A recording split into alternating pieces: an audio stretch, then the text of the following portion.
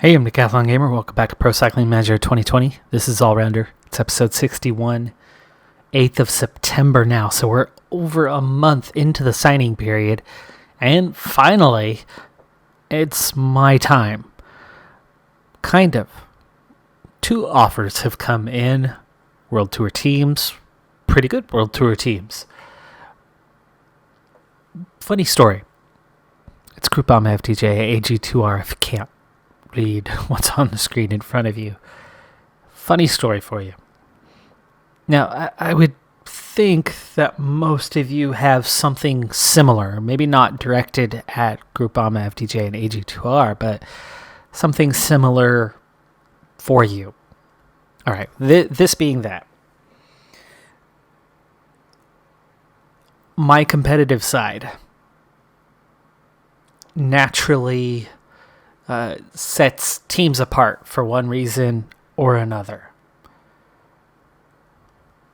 A few riders that I talk about often, specific riders that I root for: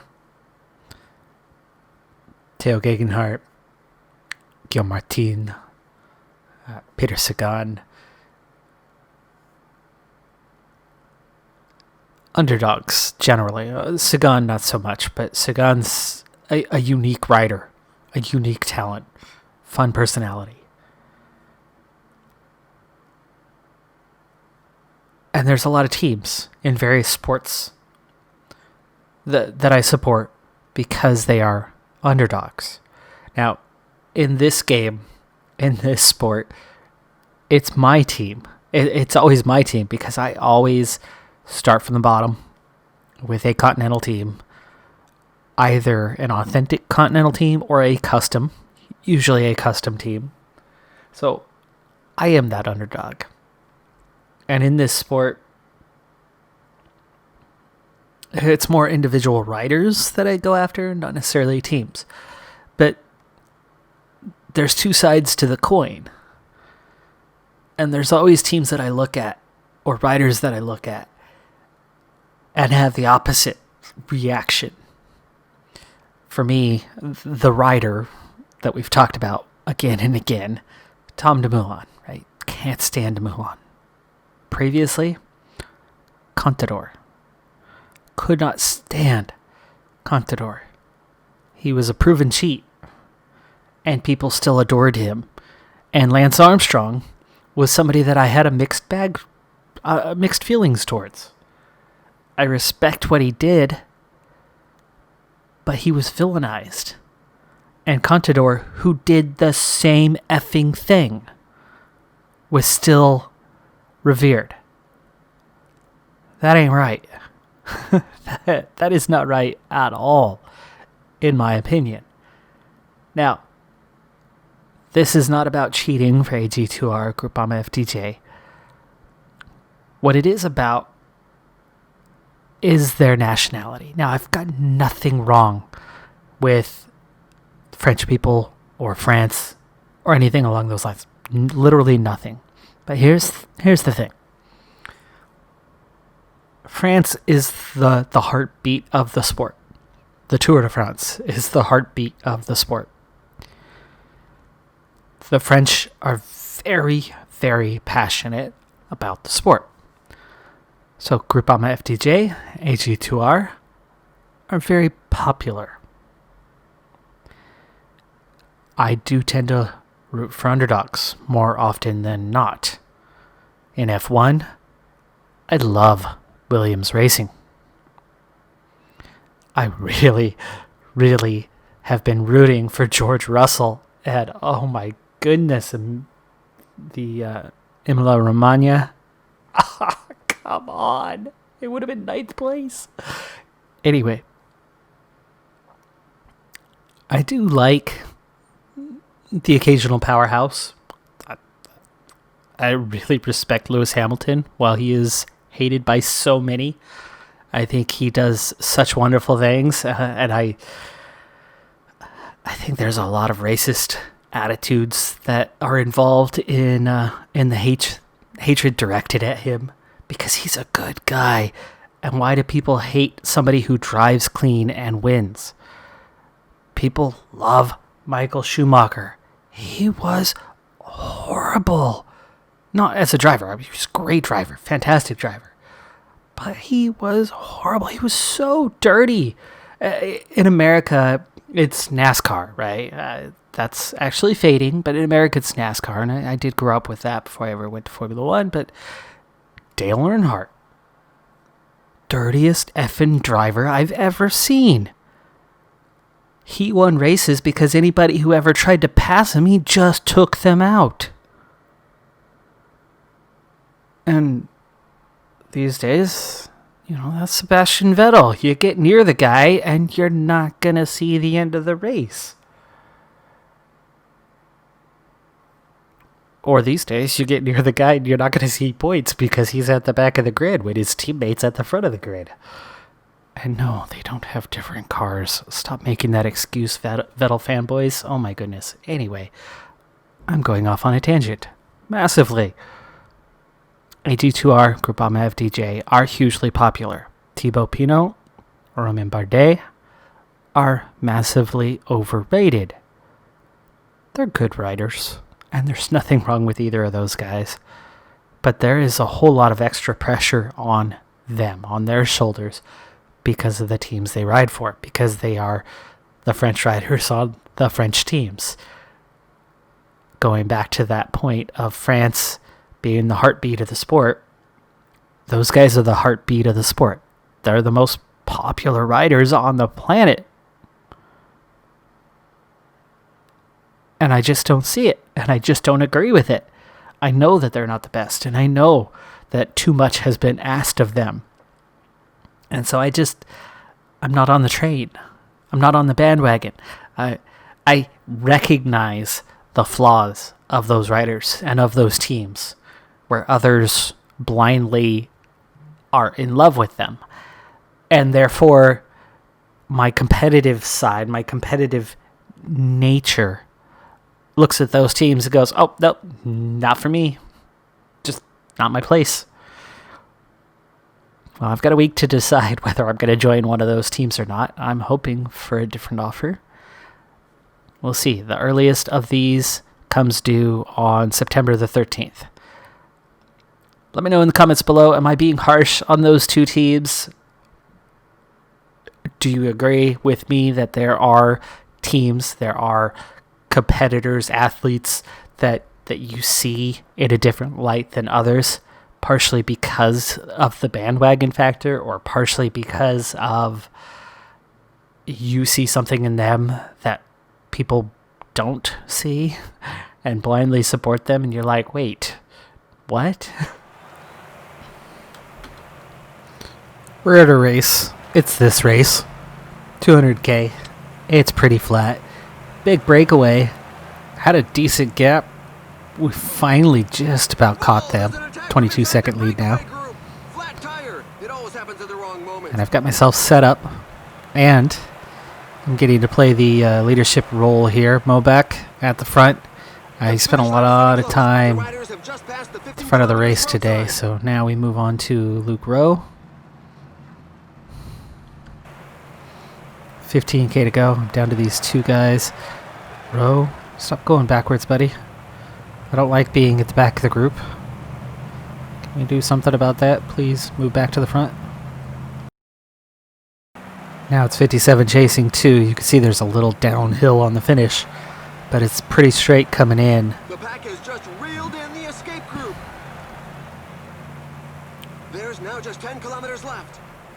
Okay, final 10K to go. I want Rowe to just kind of get us in position. Vermeltfort will lead me out. Once we round this corner, it's uphill for a little while, but only slightly. That immediately brings Rowe to the front, which is a good place. That's where I want to be. 6K to go. Time to gel up. Now we're starting to see the acceleration, the lead out for Stannard there.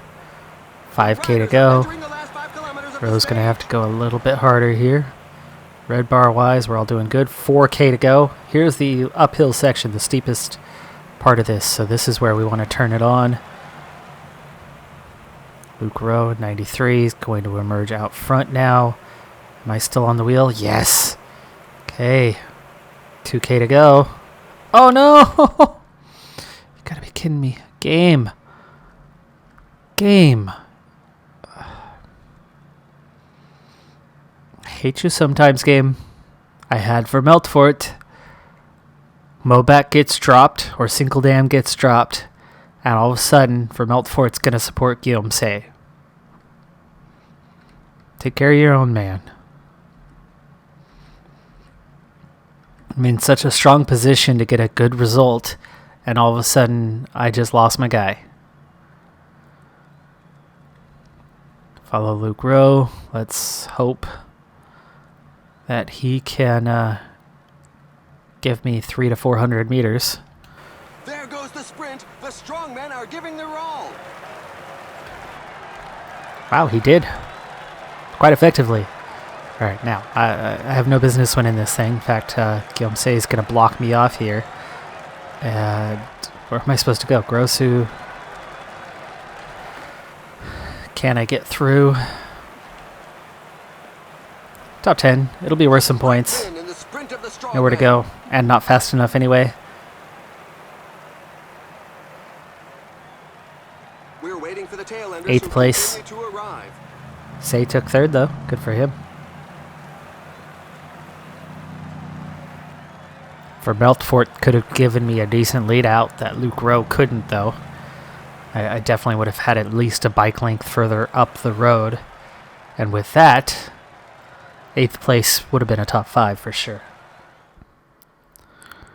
So looking at my offers, Groupama FDJ, it's same guys, no change. AG2R, same thing.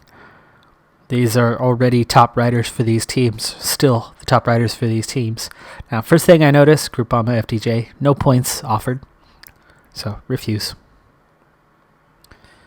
That's clear to me. I'm not going to move up to the World Tour with no points involved, though I really don't need much in points. But having less than 100 versus having 300 or 250, much prefer the 250 or 300. Now, AG2R, is that really a choice for me, though? I mean, it's a team that's kind of focused on climbing, on GC. One of the reasons why I had pre-chosen NTT was the underdog feel that they have. Kind of right along the lines of why I don't want to pick AG2R or Groupama FDJ. One of the reasons why I'm more on board taking an Archaea Samsic or a Direct Energy Mitchelton Scott kind of choices. With NTT, there's a lot more emphasis on Baradur breakaway stage wins. Kind of shows, right, when you look at the best rider, Campenarts. Top time trialist, but yes, other than that, it's breakaway specialist. That feels like a good home for me as I move up to World Tour. I'm going to hold out. I'm going to wait a while and see what happens. So I'm at the Skoda Tour of Luxembourg, and I set off with a -1 race day condition on this prologue, so not the best result I could have had. This is a fun little prologue too, the way it kind of weaves through. But, yep, here we go. I do find it a little odd that I'm rated as a 75. I really do. Considering that other than Baradur rating and downhill rating, my flat rating is the only good rating I have. That put me 7th overall, 15 seconds down. That might be good enough to hang on to a top 30 finish, which was what the team objective was. But considering most everything is between a 68 and a 71, I do find that a little surprising. UAE and D'Amico UM Tools, which is the, other than Cofidis, the lowest team at World Tour level. have both come in with offers. I've had 4 offers.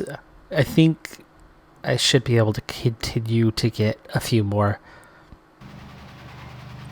On to stage 2, free element assignment, 3.5 minute gap over the peloton as I sit in the break with 2 Archaea Samsic riders and a Lotto Soudal rider. None of these guys are a major threat to me in any way, but we'll see if I can claim the KOM jersey today with 2 short, punchy climbs. 3.3k to go already. I'm out front, but I think we're going to have to kind of attack the descent, which is my advantage. Another attack in the leading group. And then turn that into attacking the ascent. I have not opened up any sort of gap over these guys, though. That's not a great sign. And we're going to run out of energy. About 150, 180k from the top. Or not K, meters. Okay, we hang on, though.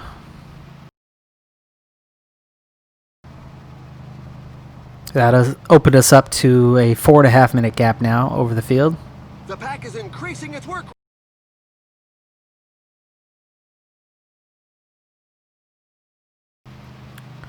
2.5k to go. This one, little steeper, little longer. We're about to hit the base of the climb. 1.4k. Attack at 1.2.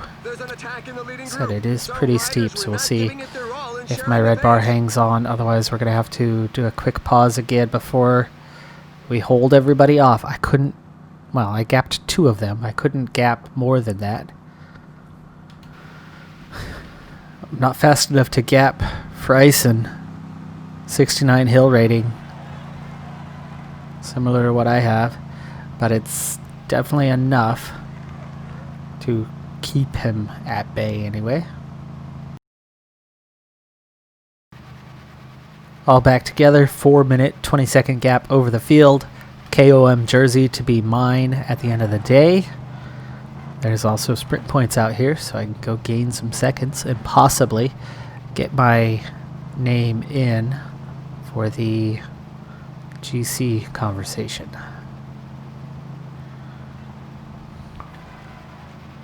Gap down to 3 minutes. 75k to go.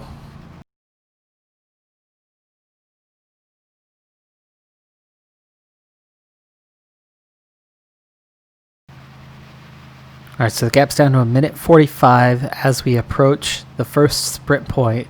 Down to 35k to go on the stage. This is largely downhill, so I don't want to go too far back here. Okay, I'm rolling back up into second. That's good. 1.3, 1.2, let's go. Let's go pick up 3 seconds. Got it. Hopefully that is worth 3 seconds. It is. Not every race has those bonuses. Already just 10k to go until we hit the same sprint point again. Back out to 1:40. The fact that there is a breakaway, given that the pack has increased its speed. Okay, round 2. Chance for 3 more seconds. That'll be 6 gained overall. Down inside the last K. Attack a little bit later this time. And we got it. Things are far from over. Minute 10. 2 laps to go on this circuit until we finish the stage. It's under 20k to go. 55 seconds. Not getting much support in the group anymore. Gap down to 38 seconds, and we're starting to attack each other. We're too far out, I think, to make a go of this without full group cooperation. So I'm going to go ahead and sit up. There's nothing left to fight for other than the stage. I want to make sure I preserve the overall. The pack is putting the squeeze on the breakaway. And we're back into the pack. I'll get a chance to recover here in the last 12k. 25 seconds to that front runner. They better catch him. There he is. Coming back at him now. Last uphill section. And there we go. Break is done, so I'm glad I sat up. Saved that energy. Alright, it's a downhill finish, so let's gel up a little bit earlier today. Coming up over the top, we're going to go into that downhill section now. 5K to go. And we're seeing a big acceleration at the front. So it's time for me to respond gently. Okay, they've brought him back, 3.8K. We're going to round this corner, and it's definitely going to start going downhill towards that finish. And we've already seen what I can do, what it's going to take. Let's go ahead and put sneak on so we can get through this. There's the sprinters already taken off. I'm waiting for 1.3 to go. Get a good result here. Can I get a podium? No, I cannot. Baska's going to take the win. Case Bull second. 5th place. That's a good result on this stage. And I got the 6 bonus seconds at the sprint points. So I'm very much in the GC conversation, at least at this point, through 2 stages. How many hills are there in Luxembourg? Probably not that many. So after 2 stages, I move up into 14th place, 12 seconds off the front. Not a bad place to be. We'll see if that gives me any sort of leadership within the team, which would be a nice little added bonus. And either way, I've got the King of the Mountains jersey for now. That's going to do it for this episode, though. I'm Decathlon Gamer. Thanks for tuning in. Be sure to hit that like button, and I'll see you next time. Have a good one. Be safe out there, and bye for now.